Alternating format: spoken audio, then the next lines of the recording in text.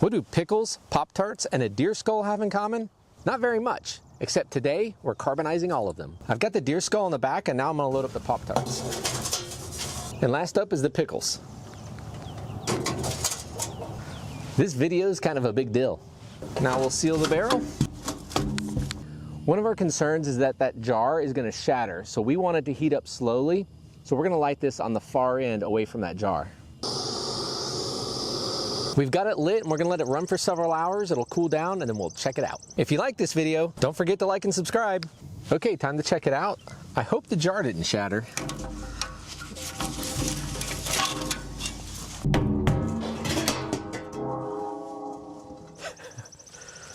All right, that was quite the reveal.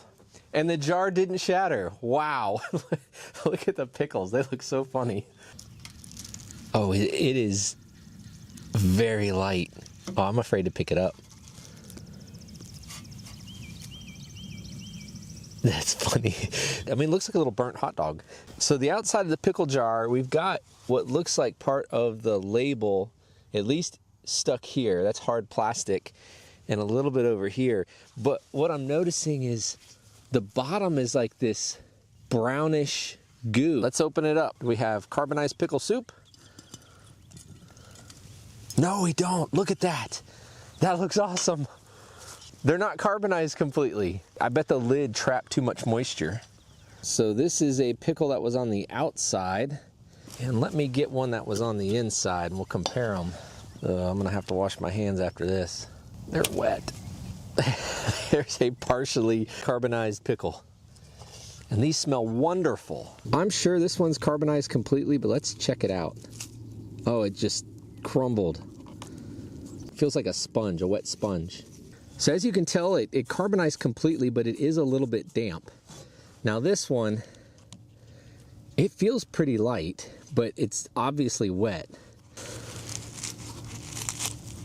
Yeah, it is not carbonized completely, and it's very wet. Let's look at how the rest of these pickles turned out.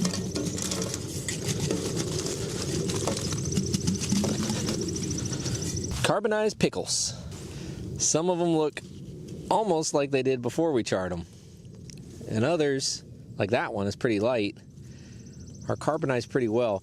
So the problem here was definitely the moisture content. It takes a lot of energy to drive that water out. Plus, we think the lid kind of seated itself back onto the jar after we put it in, and so that liquid could not escape. Next up is the Pop-tarts. This was a brown sugar Pop-tart, and then this was the strawberry.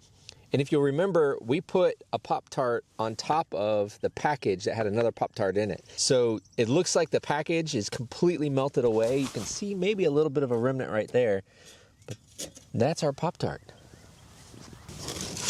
Okay, before these boxes blow away, let's break them open and look at the Pop-tarts. There were still Pop-tarts in the box, in their bags. Oh, there they are. So it looks like they were upside down in the package. Let's see if we can get no, it just fused to the bottom of the box. Let's look at the other one.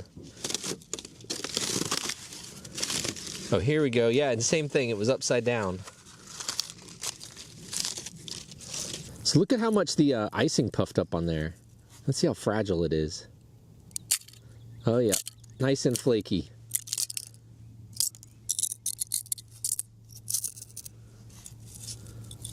All right, and the other one. Oh, look, they broke apart. Oh, and it's white. So that's what's left of the wrapper that was on the Pop-tarts. Here's the frosting. Let's see how fragile that is. Yep, nice and flaky, just like the other one. Would you eat this Pop-tart? All right, I'm gonna snap it in half and let's look at the inside.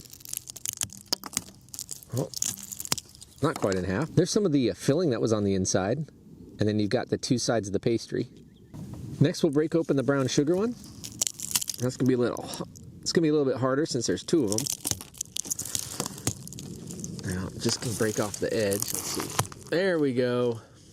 And all right, so you've got pastry, the filling, pastry, the wrapper, pastry, filling, pastry. This one looks pretty neat. It didn't puff up as much, but it's still got some of the frosting on it. Yeah, this one felt a little bit more hollow. So this is the strawberry one, and for some reason this one puffed up a little bit more. Pop-tart charcoal. All right, let's check out the deer skull.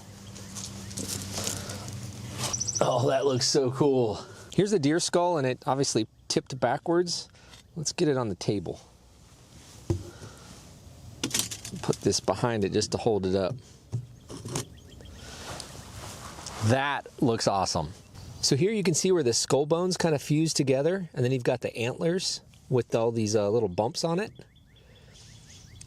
And then you've got the teeth, and some of them are falling out. They're very, very fragile, and they're still white. And you've got the eye socket, little bit of a crack right there. We want to be careful.